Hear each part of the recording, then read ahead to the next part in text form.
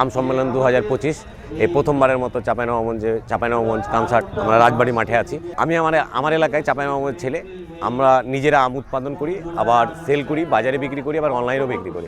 আমার একটা পেজ আছে, পেজের নাম হচ্ছে রানওয়ে ম্যাঙ্গো এক্সপ্রেস।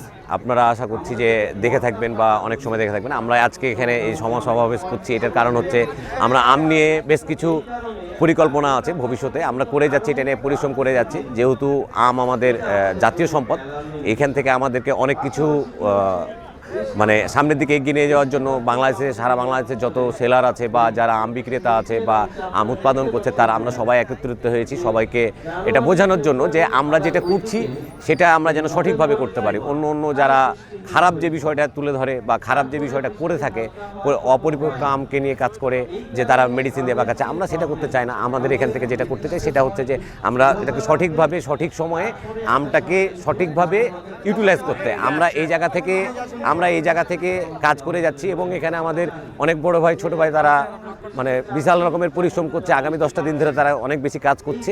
আমরা সেই সুবাদ নিয়ে আজকে এই জায়গাটাতে এসেছি। এখানে আজকে এই যে সকাল থেকে এখন পর্যন্ত যত রকমের আয়োজন আছে তারা এখন পর্যন্ত সঠিকভাবে এটা পালন করেছে বা সঠিকভাবে করে যাচ্ছে।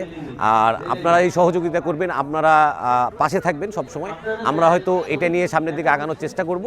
আর আপনাদেরকে এটা বোঝাচ্ছি আর কি, বা জানাচ্ছি আমরা চাঁপাইনবাবগঞ্জ থেকে, কনসার্টের মাটি থেকে, যে আমরা আম নিয়ে কতটা পাগল থাকতে পারি বা আম নিয়ে আমরা কতটা পরিকল্পনা করতে পারি। সেই জায়গা থেকে আমরা এটা করে যাচ্ছি।